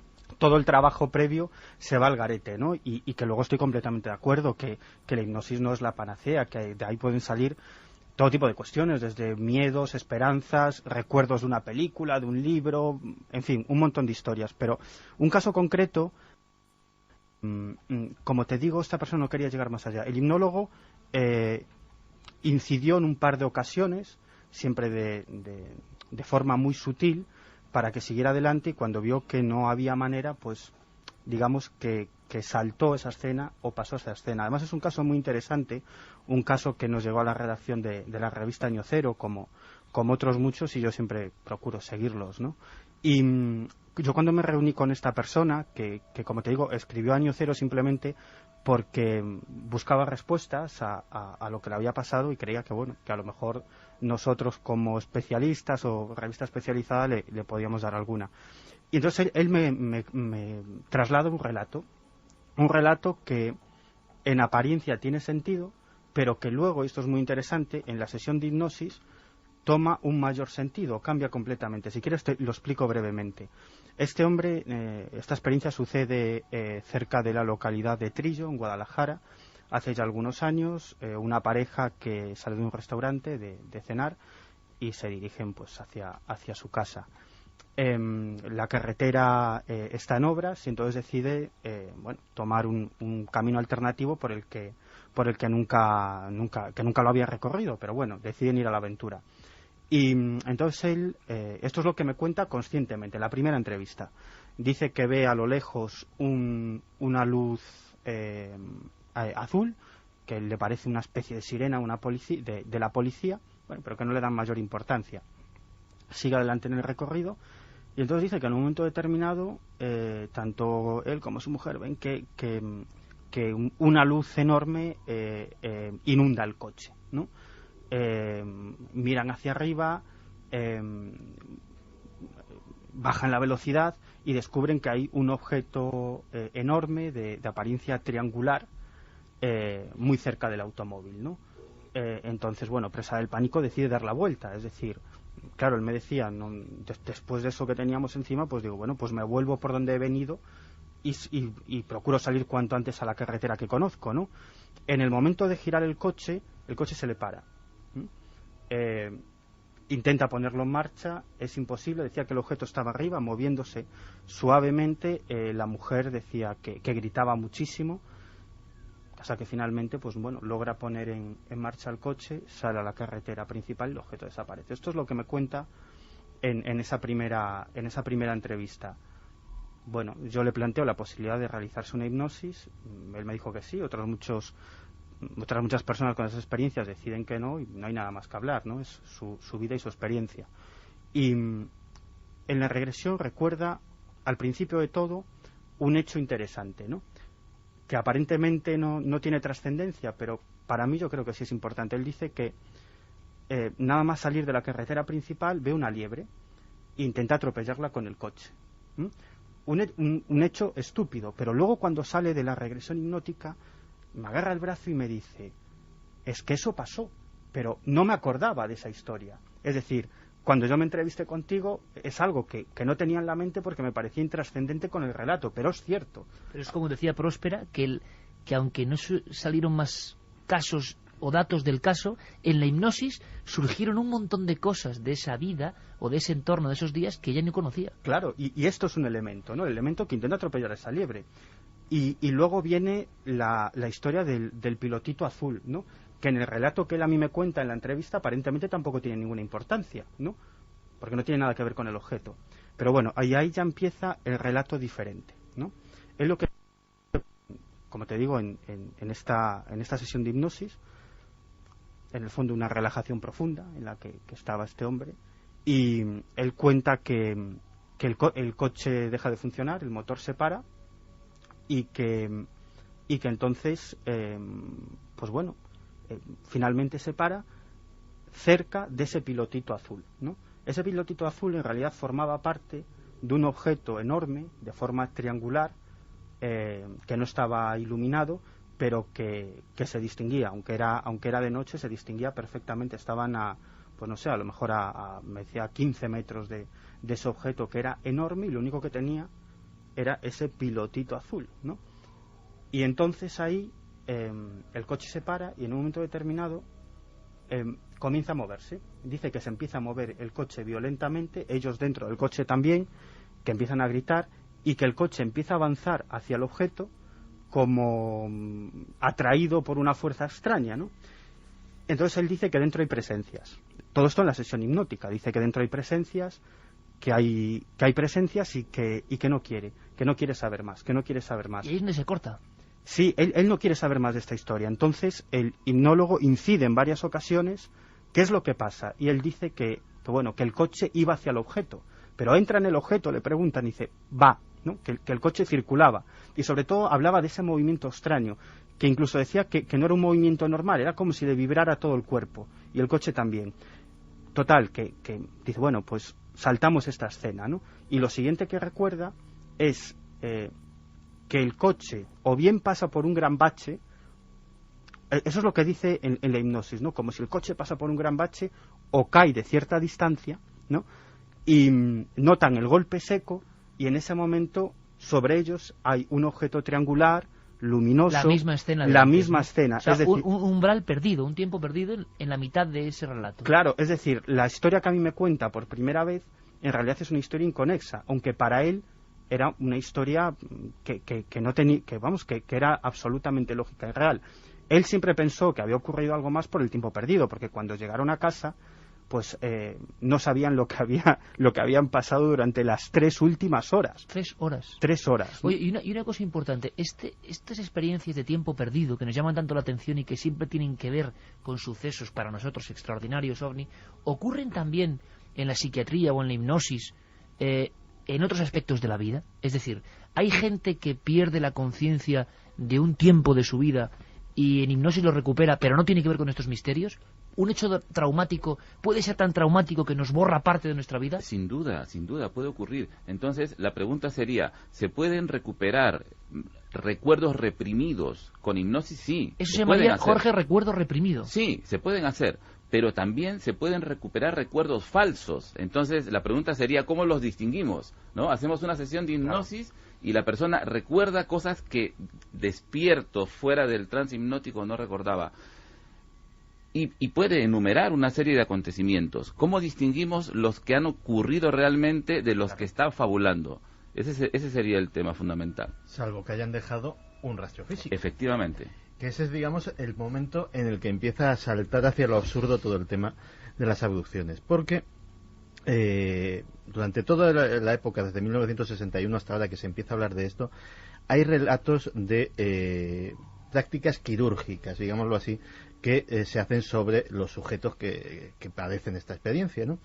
Entonces, hay un individuo a mediados de los años 90, Darrell Sims, un hipnólogo que empieza a estudiar estas cosas, que dice, bueno, pues vamos a ver si hay marcas de esas intervenciones quirúrgicas, y se empieza a encontrar con que donde dicen los sujetos, efectivamente aparecen algunas cicatrices, hasta que se encuentra con un sujeto en particular que le dice que no solamente le han hecho incisiones o le han sacado sangre o le han tomado muestras de tejido. Algunas de esas cicatrices implican, por ejemplo, depresiones, como si con una cucharilla le hubiesen quitado porciones de músculo y que se han quedado ahí ya para siempre hondonaditas en la carne. Sino que además le han insertado algo. Y entonces una bombillita se le abre a este hombre en la mente y dice, bueno, yo tengo un buen amigo que es médico y que hace intervenciones quirúrgicas, que es el doctor Roger Leir, voy a llevarle a que le someta a unos rayos X. Y efectivamente se encuentra con que este buen señor tiene un objeto de apariencia metálica alojado donde parece. Se hace la intervención quirúrgica, se documenta, es decir, se filma en vídeo, como ha filmado ya varias docenas de ellas en los últimos 10 años, y empiezan a surgir elementos extraños, empiezan a surgir piezas metálicas que cuando son analizadas, por ejemplo, algunas de ellas se corresponden a metal meteórico, a hierro meteórico concretamente, una cosa bastante absurda para encontrar en el cuerpo de una persona, que tampoco parecen ser elementos tecnológicos, es decir, no son aparatitos, son básicamente piececitas metálicas cuyo, si tienen alguna función es imposible de comprender cuál, aunque algunas de ellas, por ejemplo, si escuchamos el audio de las intervenciones quirúrgicas, vemos que están, por ejemplo, enervadas, es decir, que están conectadas al sistema nervioso del sujeto de alguna forma, están rodeadas de nervios. Y pues en algún congreso de ufología y de estas cosas, pues se ha presentado el doctor Leir. Pero tú lo has dicho, Santi, en un congreso de ufología, por lo tanto marginal. Bueno, en la revista Nature, hace unos años, en el 80 y tantos, apareció una llamada de socorro del hospital Winston Churchill, un hospital británico, porque se habían encontrado dentro de un paciente algo que parecía un aparato, un microchip, una cosa que no sabían identificar y cuya descripción daban en cartas al director, es decir, en una publicación científica muy prestigiosa, para ver si alguien, a día de hoy, que yo sepa, nadie ha dado contestación, les podía decir qué puñeta era eso. Pero la sensación esa de marginalidad sobre estos temas o estas experiencias continúa. Yo le preguntaría a los doctores, de alguna forma, ¿no?, si este tipo de casos, por lo raros que son, o porque está muy claro para la ciencia oficial que son simple locura, delirio, se dejan a un lado y no se investigan tanto. ¿Qué opina a día de hoy, creéis, la ciencia sobre estos casos que tienen que ver con abducciones, implantes, recuerdos de una especie de secuestro extraterrestre? Hombre, la ciencia, por definición, debería de encontrarse siempre abierta a estudiar cualquier nueva posibilidad. ¿Pero la realidad? Pero la realidad es que los prejuicios personales de los científicos, que en definitiva todos los tenemos de una manera o de otra, pues nos hace apartar en numerosas ocasiones cualquier posibilidad seria de investigarlo. ¿El diagnóstico sería psicosis o delirio en general si esto lo analiza un doctor que no es como vosotros, digamos, no tiene la valentía de aproximarse a los laterales marginales de la ciencia? ¿Una persona estricta científica le llega a esto, un relato de este tipo? ¿Cómo lo diagnostica? Por supuesto, como una psicosis, con algún tipo, evidentemente, con componentes delirantes, sin lugar a dudas. Sin embargo, ¿y que surge, José Miguel, perdóname, por qué? ¿Por algún trauma? Porque siempre se ha relacionado con problemas con la sexualidad, con problemas con abusos en la infancia. Se ha comentado, ¿verdad?, que eso produce a veces una serie de delirios muy concretos que se repiten paso del tiempo. Efectivamente, la construcción de un delirio pues supone en muchas ocasiones un trauma y también en otras, no es menos cierto, un terreno neurológico abonado. Es decir, que uno nace con ciertas anomalías y sobre estas se implanta a lo largo de la vida, quizá por vivencias, por muchas cosas, los mecanismos son en ocasiones un tanto desconocidos, pero se construye una realidad paralela. Sin embargo, evidentemente, dentro de lo cauto que hay que ser, contaré como una anécdota, quizá fue una lección que me dio la vida, pero hace años acudió un paciente a la consulta relatando, por ejemplo, que su mujer le practicaba vudú y que además dentro de su casa pues estaba instaurado una casa de prostitución. Evidentemente el paciente fue convenientemente medicado, pero por uno de estos azares de la vida, con posterioridad conocí a la mujer, que era brasileña, era una sacerdotisa de vudú y evidentemente llevaba una casa de prostitución. Es decir, que en ocasiones historias que son sumamente increíbles, ¿no?, tienen visos de realidad. No siempre, evidentemente, todo lo que nuestro análisis de la normalidad puede en un momento dado, con nuestra asepsia científica, dejar de lado y tal y cual, pues en ocasiones, como puedes ver, hay cosas que son reales. Y si yo os lanzara a vosotros las preguntas que hemos lanzado a través de la encuesta, a día de hoy, con lo que se sabe, si os preguntamos por abducciones como fenómeno extraterrestre, ¿con un sí o un no es posible responder, Santi? Porque hay una parte también que es crucial de todo lo que hemos oído, que es que efectivamente con la hipnosis puede salir cualquier cosa y se puede implantar cualquier cosa. Hay un sector que, por ejemplo, que cree profundamente en la realidad del fenómeno, pero que lo achaca a agentes completamente humanos que aprovechan precisamente para implantar un recuerdo falso de una abducción extraterrestre para enmascarar actividades ilegales, pues de servicios secretos, de gobiernos o vaya usted a saber de qué tipo de entidades. Esto hasta tal punto es posible que, por ejemplo, hubo en Estados Unidos un escándalo tremendo Un escándalo tremendo porque en cierta época de repente empezaron a surgir multitud de casos relacionados con lo que se llamaba los abusos sexuales satánicos, que básicamente era gente que tenía cuadros muy parecidos a los de los abducidos, que iban a sus terapeutas, que también les sometían a hipnosis y que empezaban a recordar pues que en su infancia habían sido objetos de abusos sexuales, de prostitución. Y esto es contagioso, además, efectivamente. ¿eh? Una vez que sale en la prensa, empiezan a emerger multitud de casos. Que es otro misterio, A mí también me ha pasado. Efectivamente. Hubo condenados. Hubo gente que pasó tiempo y no poco en prisión porque a sus hijos los había sometido a este tipo de vejaciones. Y luego se descubrió que nada de nada. Es decir, que ni abusos sexuales, ni lógicamente sectas satánicas, ni nada por el estilo, que todo había sido, pues como dice muy bien el doctor Gaona, una psicosis colectiva de marca mayor. Con lo cual es difícil el tema. Desde luego, si nos hacemos caso a estos presuntos implantes, puede que alguien los haya puesto ahí. Que haya venido de otra galaxia ya es otra cosa, ¿eh? Hay una cosa importante, y os lo pregunto porque hay mucha gente que está interesada en saber si la hipnosis a esos niveles, cuando intentamos rescatar recuerdos, puede ser realmente peligrosa. Se ha contado, se ha dicho, gente traumatizada de por vida, o gente incluso que falleció o se quedó en estado vegetal. ¿Leyenda urbana o no? ¿Una hipnosis mal practicada? ¿Una hipnosis que va demasiado lejos? La hipnosis no es peligrosa en absoluto, siempre y cuando sea practicada por profesionales. Como cualquier herramienta terapéutica en manos de desaprensivos podría serlo, pero si pensamos en un profesional formado, médico, psicólogo, un profesional practicando la hipnosis, no tiene ningún peligro, ningún riesgo. Antes mencionaba la posibilidad que durante un trance hipnótico la persona sufra un malestar, tenga alguna reacción espontánea que pueda ser desagradable. Eso es hasta beneficioso para la terapia, para la curación de la persona. Pero la hipnosis clínica en las manos de los profesionales no tiene ningún riesgo. Y no las leyendas urbanas, por ejemplo, lo típico, los mitos de la hipnosis, ¿no? Cuando una persona dice, ¿y si no me despierto? Eso no ocurre en absoluto. ¿Pero todo el mundo puede ser hipnotizado? ¿O no todas las personas llegan a estar en un estado...? Todas las personas pueden ser hipnotizadas. Hay se dice un 10% de la gente que tiene respuestas espectaculares, que son las que vemos luego en televisión, en los espectáculos, ¿no?, de hipnosis. Las respuestas espectaculares solo la tiene un 10% de la gente, pero el 80% de la población responde de una manera buena a la hipnosis, y hay un 10% que dicen que son las personas resistentes, que necesitan una hipnosis diferente, pero todas las personas pueden ser hipnotizadas. Y una cosa muy importante también desde el punto de vista terapéutico es que esa diferencia de respuestas no tiene relación con el objetivo terapéutico. Es decir, la terapia o la curación se puede alcanzar igual independientemente de la capacidad de la persona para responder. Es decir, yo por ejemplo tengo una respuesta muy mala, yo soy del 10% de los que responden mal, y yo personalmente he conseguido cosas extraordinarias, digo, como por ejemplo curarme unas fobias que tenía. Yo tenía fobia a las agujas y mis fobias desaparecieron con la hipnosis. Es decir, que una persona, aunque no tenga esas respuestas espectaculares, aunque no sea altamente hipnotizable, puede conseguir la curación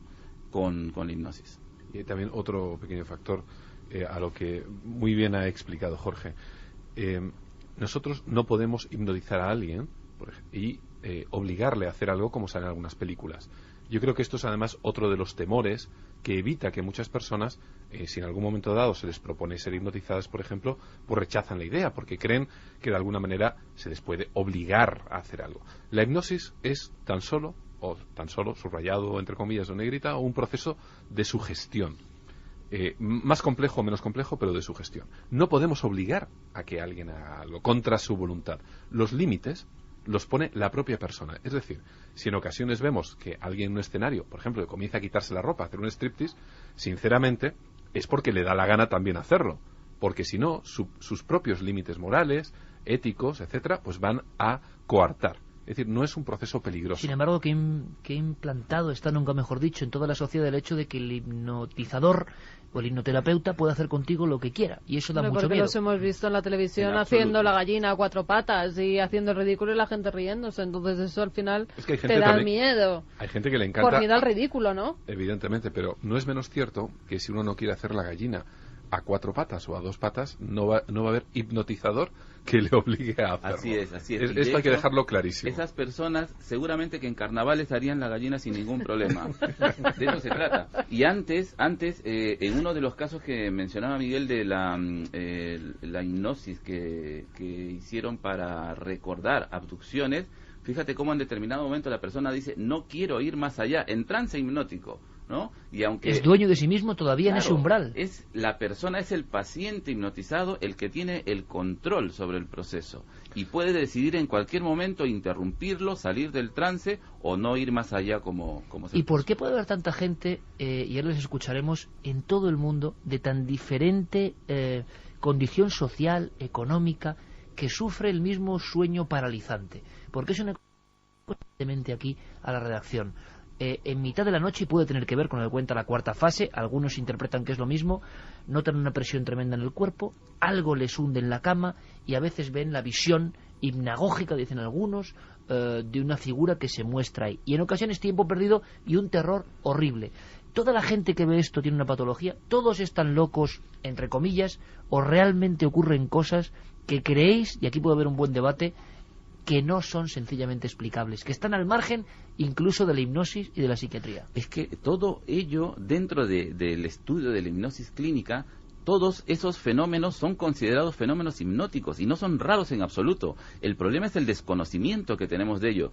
De tal manera que, por ejemplo, hundirse en una cama, hundirse en una silla es un fenómeno hipnótico de lo más corriente y además que seguramente que lo hemos experimentado todos. Y no poderse mover y sentir. Y además la persona lo relata con total veracidad. Es decir, no puedo moverme porque mi cuerpo está pegado a la silla. Eso te diría, cada 100 casos que nos llegan, 90 hablan de esa sensación de estar paralizados y que es muy angustioso para la persona. Pero es absolutamente normal y muy frecuente además. Entonces, ¿creéis que no hay casos, imagino que Miguel Pedrero o Santi, yo no sé si estarán de acuerdo o no, que se escapan de toda esa normalidad? ¿Casos ajenos completamente a eso, con un factor exógeno?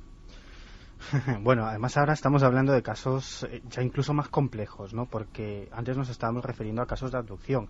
Ahora ya hablamos de lo que se ha dado en llamar visitantes de dormitorio. Es decir, es un fenómeno que si el de las abducciones ya es de por sí extraño, este es todavía más extraño y más increíble, ¿no? E inquietante. Inquietante porque te pilla justamente uno de los momentos del día en el que más resguardado, más protegido uno se siente. Y en el lugar más íntimo, es decir, en tu propio cuarto, en tu propia habitación, en tu propia cama, ¿no? No lo sé, la verdad es que no lo sé, pero te voy a poner un ejemplo, si quieres, otro caso, que yo creo que bueno, interesante, pero o sea que lo que vemos, Miguel, es que hay muchos casos y no los clásicos, porque los clásicos, por ejemplo, hay una lista de clásicos en España de abducciones o este tipo de historias arrancadas con hipnosis, sigue llegando mucha información de este tipo. Sí. Sigue habiendo gente que cree que vive estas experiencias o que las vive. Sí, pero y de casos bastante recientes, ¿eh? Este es de hace ya unos años y yo creo que nos viene bien de ejemplo, quizás porque entra en juego esta historia de los visitantes de dormitorios, además de una manera muy especial. Bueno, esto es aparentemente empieza como un caso de avistamiento, además, bueno, bastante interesante, bastante espectacular, a pleno día. Nos situamos en la ciudad de Vigo, en una zona donde, en un barrio determinado, unas casas con un pequeño jardín. Bueno, pues se encontraba en ese momento la madre preparando la comida y la niña salió al jardín a jugar, ¿no? Y normalmente lo que hacía era, pues bueno, echar un rato con un vecino, ¿no? Un vecino mayor de 40 y tantos años que también pues a esas horas solía estar en su jardín y se entretenía pues jugando con la niña un rato mientras la madre preparaba la comida. Entonces de pronto tanto la niña que en ese momento tenía 7 años como su vecino entran corriendo en casa y dicen que hay un ovni sobre la casa, ¿no?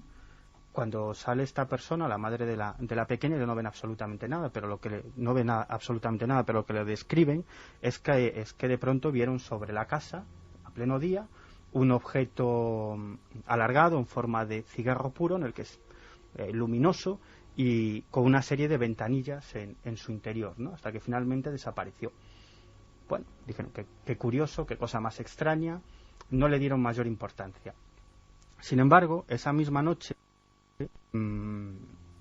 cuando se acostaron, después de cenar, nada más acostarse, al poco rato la niña empezó a gritar. La madre se levantó, le dijo qué le pasaba y ella decía pues que unos hombres muy pequeños estaban en la habitación, ¿no? Bueno, tranquilízate, fue un sueño, bueno, lo normal, ¿no? Lo que pasa es que esta experiencia se repitió durante varias semanas, bastantes noches seguidas, ¿no? Hasta que finalmente la madre pues le dijo, bueno, pero ¿cómo son estos señores, no? ¿Qué es lo que te pasa? ¿Qué es lo que ves? Y la descripción, el dibujo que hace la niña es la típica imagen del libro de Comunión, ¿no? Estos seres con cabeza en forma de pera invertida, grandes ojos. ¿Puede tener explicación? ¿Una niña puede tener ese recuerdo? No sé. ¿Por qué? ¿Por ver la portada de un libro? Aunque no lo sea consciente. Puede tener el recuerdo. En el inconsciente Claro, colectivo sí. todos tenemos unas imágenes que se repiten. Por ejemplo, Pero eso, José Miguel, no deja de ser misterioso, ¿eh? Si nosotros planteásemos qué apariencia, por decir una cosa, tiene el demonio, estoy convencido que el 90% de las personas que relatásemos una imagen pictórica del mismo coincidiríamos en muchísimos detalles, cuando creo yo que la mayor parte de nosotros realmente no lo hemos visto en la vida. Claro. ¿No? Es decir, hay un inconsciente colectivo, unas imágenes que se repiten una y otra vez, de estos pequeños extraterrestres de grandes cabezas, con ojos tremendamente marcados, que además se comunican telepáticamente. Son repetidos una y otra vez. Yo no sé si tiene relación el caso del avistamiento con lo que le suceda a la niña tiempo después. Quizás es verdad, ¿no? Es una imagen, sobre todo en los últimos 15 años, tremendamente repetida. Cuando le preguntas a cualquier persona de la calle cómo es un extraterrestre, eso es lo que te describe, ¿no? Sin embargo, fíjate qué curioso, con ese libro, cuando salió ese libro que tienes ahí encima de la mesa, Communion, en realidad yo creo que causó un gran impacto. Incluso te diría que no tanto por lo que cuenta en el interior como por la portada, es decir, porque decenas de miles de personas... Le contaba Santiago de la camiseta, o sea, claro, de repente se encuentran con el icono, ¿no? Con el icono y dicen, esto es lo que yo veo por las noches. Y no deja de ser misterioso que ese recuerdo esté en tanta gente, desde hace tanto tiempo. Y tan variada. A mí, por ejemplo, decías antes gente de todo tipo y condición. A mí un caso que siempre me ha resultado maravilloso es el de Eduardo Pons Prades. Eduardo Pons Prades, para el que no lo sepa, era un afamado historiador, intelectual, uno de los personajes claves de la oposición al franquismo, uno de los fundadores de la editorial Alfaguara, y de repente, un buen día, va caminando, haciendo senderismo por el Pirineo francés y se encuentra a dos individuos de apariencia completamente extraterrestre que hablan con él, que le explican una serie de cosas, que hasta el punto de que llega a escribir un libro poniendo en juego todo su prestigio intelectual, que era muchísimo, y lo fue, y curiosamente, inesperadamente, incluso después de ese fenómeno hasta sus últimos días, y que no tenía absolutamente nada que ganar fabulando una como historia esta de ese señora que tipo. hemos escuchado, o tantos testigos. Pero Pons Prades, al que Miguel ha entrevistado, Pons Prades, creo que Lara, el director de Planeta, le llega a decir, bueno, con este libro sepultas todo tu prestigio. Y ese libro, todo un clásico, se llamaba El mensaje de otros mundos, editorial Planeta. Pons Prades, que luego hizo la historia de los republicanos en los campos de concentración y tantas cosas, y lo veía clarísimo. Abriendo este abanico es muy interesante, y aunque sea casi en titulares, porque para que veáis simplemente, en España, Carmen, había una serie de casos clásicos de cierto tipo, porque ahí hay una gran pregunta. ¿Ha cambiado el tipo de casos? ¿Ha cambiado la visión de lo que dice la gente ver con el tiempo y el condicionante social? En España, a final de los 70 es cuando se empieza a hablar de estos, incluso de lo habitual. Algunos son extrañísimos, y el catálogo está considerado, casi todos ellos, hay que decirlo, como o fraudes, por gente muy escéptica, fraudes, delirios. También el de Próspera Muñoz está en el catálogo como delirio o invento. O psicosis, incluso algunos de ellos. Hay uno en el año 1977 en Tendilla, en Guadalajara. Es un 18 de diciembre. Miguel Herrero Sierra es un transportista de 34 años. Poco antes del amanecer empieza a conducir su furgoneta, va hacia el pantano de Buendía, en Tendilla, cuando las luces del coche empiezan a darle fallos, cosas que suele pasar normalmente cuando hay un avistamiento de un objeto, un avistamiento ovni. Para y se da cuenta de que hay un objeto de grandes dimensiones que está aterrizado. Salen de él, según sus propias descripciones, dos individuos, dice que de aspecto completamente normal, por eso no le llama tanto la atención, se fija más en el objeto. Y dice que van vestido como con un mono blanco, un mono de trabajo. Le invitan a subir a bordo de esa nave, él sube Dice que permanece allí lo que él recuerda más de 3 horas, que solo recuerda trazos muy pequeños y también es sometido a hipnosis, Iker. Incluso están sus palabras que salieron publicadas en una revista ya desaparecida, Mundo Desconocido, y fíjate, decía que él estaba sentado de espaldas. Había un ser que estaba viendo y solo veía su espalda. Cuando se gira se da cuenta que es como si se estuviera mirando en un espejo. Es exactamente igual a él. Pero ¿por qué te digo esto? Porque no pasa solo en el caso de Miguel Herrero Sierra. En el caso de Xavier C., no sé si os acordáis, en Vallorguina, en Barcelona, el 25 de julio de 1985, él dice que esos seres que también le introducen en una nave hacen con los instrumentos algo y que copian su imagen. Incluso llega a decir que meses después, cuando está en Barcelona, ve que ese otro él, que ese otro personaje clonado que han creado esos seres extraterrestres, está subiendo a un autobús en Barcelona, que se reconoce subiendo a un autobús en Barcelona. Estos casos tan terriblemente bizarros pueden dar una explicación del fraude. Algunos hablaban de eso, de psicosis. La sensación de ver a otro, igual que tú, igual tiene alguna explicación profunda psiquiátrica. Sí, de hecho está descrito como tal en los libros de psiquiatría, en el que de repente uno, en ocasiones, por ejemplo, no se reconoce a sí mismo, lo contrario, y también en otras ocasiones uno reconoce a sí mismo en otro. Es decir, no es... Pero qué situaciones más terroríficas, no es algo descabellado, claro, pero es que tenemos que partir de algo que es precioso y que daría mucha explicación a numerosos fenómenos que nos rodean. En primer lugar, la realidad es una pura construcción. Vivimos dentro de una caja de calcio que se llama cráneo y los sentidos lo van alimentando de una manera muy parcial respecto a la realidad. Esa realidad se va construyendo una y otra vez, como bien decía antes mi compañero, y además en esa realidad interfieren multitud de fenómenos, porque cuando hablamos de los falsos recuerdos parece que no estamos hablando de 4 chalados, pero no. Por ejemplo, cuando volvemos a aquella casa de niño que veíamos que era tan grande, con ese salón y ese corredor interminable, totalmente y a la misma de acuerdo, casa, y no es nada igual, y es de repente pequeñísimo. decimos, esta no es la casa, ¿verdad? ¿Le habéis hecho alguna obra? Y dice, no, es la misma casa. Y Dios mío, tú hubieras puesto la mano en el fuego, que era de otra manera. Eso es un falso recuerdo. Entonces, esta memoria se puede ir cambiando, se puede ir alterando. La persona no tiene por qué fabular en el sentido de ser una mentira, de ser una construcción maliciosa para engañar a otros. Es que realmente se lo puede creer, puede construirlo. Y, por supuesto, si atendemos a algunas de las declaraciones, ¿por qué no? A lo mejor alguna podría ser verdad. Y solo con que una fuese verdad, con esa repetición de actos, nos dejaría realmente pues con la gran incógnita, ¿no?, de si alguien está manejando la realidad desde fuera para que veamos cosas. ¿Qué dice la gente, Carmen? Vamos con una andanada nueva de preguntas. Nos preguntan si problemas de conducta se pueden curar con la hipnosis. ¿Podéis responder brevemente, por favor, a estas cuestiones? Sin duda. Un especialista, un psicólogo, es el trabajo del psicólogo hipnoterapeuta. No todos los psicólogos están especializados en la hipnosis clínica, pero un hipnoterapeuta es el trabajo que realiza. Y da muy buen resultado además en las fobias. Por cierto, que la hipnosis, que un día podemos desarrollarlo con vosotros a fondo, está ya totalmente aceptada por todos los científicos, o sigue siendo una rara avis para muchos, porque dentro de la ciencia hay gente que considera casi ni ciencia la psiquiatría. O sea, hay que decir, la hipnosis está ya ahí, ¿no? Todo lo que no sea medible... Está aceptada y de hecho se imparten cursos totalmente serios en las mejores universidades, incluidas las españolas, por supuesto, con su titulación correspondiente. Aunque en su día imagino que sería algo casi de brujos, claro. El mesmerismo. Sí.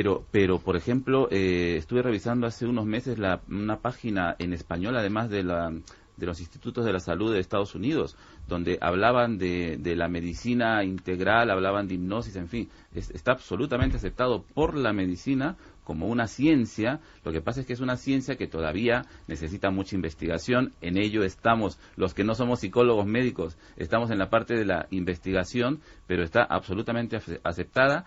Es muy eficiente, es una herramienta muy potente, pero siempre en manos de profesionales.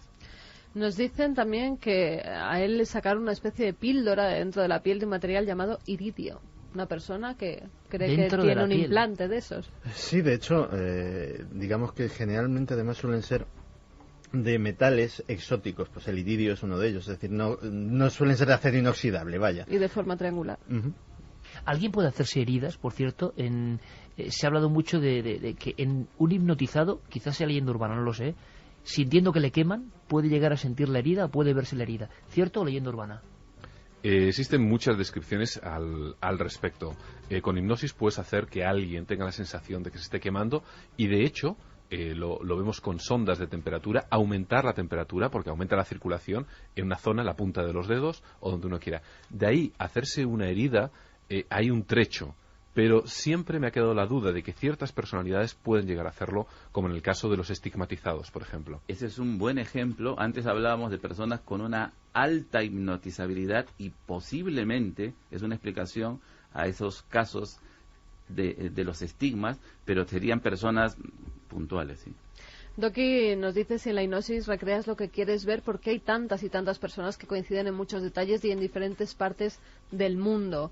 También nos dice Luis desde Valladolid que sí que lo cree, que sería interesante saber si en la prensa de aquellos días se vio algo en el cielo. Bueno, hay que decir que en el caso de la película las desapariciones no son verdad, porque hay mucha gente que nos lo pregunta, que es cierto, ¿no? ni las imágenes que se emiten al lado como las originarias en esas sesiones de hipnosis tampoco son las reales, es toda una recreación. Ni la doctora existe, pero ni como seudónimo ni como nada.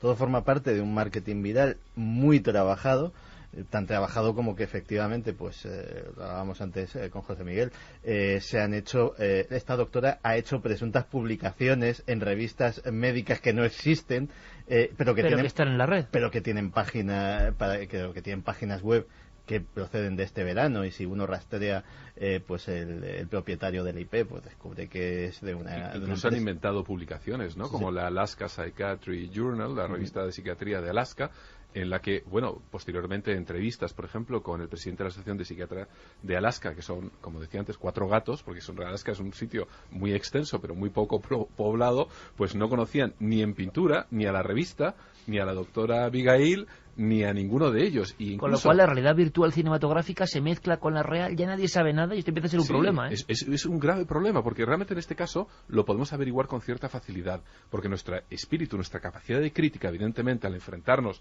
a un caso tan extremo como son las abducciones, pues se acelera, se concentra mucho más. Pero imaginémonos esta capacidad de crítica aplicada a otras cosas mucho más cotidiana, evidentemente no estaríamos hablando de ello, ni hubiese sufrido tal crítica. Es la segunda vez que lo digo este año y habrá otra vez seguramente. Alguien algún día tendrá que legislar sobre el marketing viral. Algún día pasará algo serio. Antonio y Marina desde Sevilla nos dice: creo que llevan mucho tiempo que nos estudian y nos visitan y que no tardarán en venir a nuestro planeta. Esperemos que sea en paz. Las abducciones son experimentos de los gobiernos del mundo para sus siniestros propósitos. En esas dos frases, todo un mundo resumido, ¿no? Totalmente. Los propios humanos, temor. Exactamente, el temor del propio ser humano enmascarado o la hipótesis extraterrestre. No nos queda apenas tiempo y es un placer debatir con vosotros, pero sí me gustaría, lo más breve por favor, que dieseis un consejo, cada uno desde vuestro punto de vista, como hacía Próspera Muñoz, a alguien que esta misma noche cree que sufre este tipo de agresiones y lo cree con esa realidad. ¿Qué le diríais, José Miguel Gaona? Pues le diría que lo tome con cierto espíritu de crítica, evidentemente, que lo más probable es que sea algo propio de su mente y que evidentemente no está siendo abducido. Que se lo tome con mucha mayor tranquilidad, de una manera bastante más lúdica, menos dramática, aunque vea la película. Santi. Es difícil porque efectivamente, y si alguna de esas personas nos está escuchando lo sabe en carne propia, estamos hablando de algo que se percibe como muy angustioso. Y yo creo que se debe hacer lo que se debe hacer cuando alguien percibe algo angustioso en su vida, que es pedir ayuda, donde sea. Yo creo que hay profesionales en la psiquiatría, en la psicología, en la terapia, que por lo menos para esclarecer, para quitarle esa duda de ¿seré yo o realmente me estará pasando algo?, pues pueden servirle. Miguel Pedrero. Bueno, pues a ser posible que se tomen esa presunta abducción o esa experiencia como, valga la redundancia, una experiencia más, y que intenten sacar el lado positivo. Yo sé que es difícil porque muchas veces... Es muy difícil porque está ocurriendo, me imagino, ¿no? Claro. Y ves eso en los pies de tu cama. Y muchas personas que viven esta experiencia acaban buscando respuestas, pero de forma absolutamente desesperada, acudiendo a 1000 sitios, no solo a psicólogos y a psiquiatras, sino a videntes, hay peligro, magos, ¿no? Es decir, sí que hay un peligro, pero sí me he encontrado con otras muchas personas que ya se toman esa experiencia como algo habitual y de lo que tratan de sacar algo positivo. Jorge Cuadros. Concuerdo con compañeros en el sentido de que la persona que esté sufriendo, sobre todo por un hecho como el que estamos hablando, pida ayuda a un especialista. La hipnosis clínica podría ayudar a una persona que esté sufriendo por una situación así, no necesariamente para recordar lo que ha ocurrido, que es un poco lo que debatíamos acerca de la película, sino para que el especialista le ayude a aliviar el malestar que le genera ese recuerdo. José Miguel, yo sé que tú sigues investigando con el doctor Mariano Betés de Toro, buen amigo común también, sobre experiencias cercanas a la muerte y que también hay sorpresas, ¿no? ¿Estáis utilizando la hipnosis también para intentar recordar? Estamos entrevistando en esta primera fase a casi un centenar de personas. Un centenar de que personas. Nos han remitido experiencias al respecto.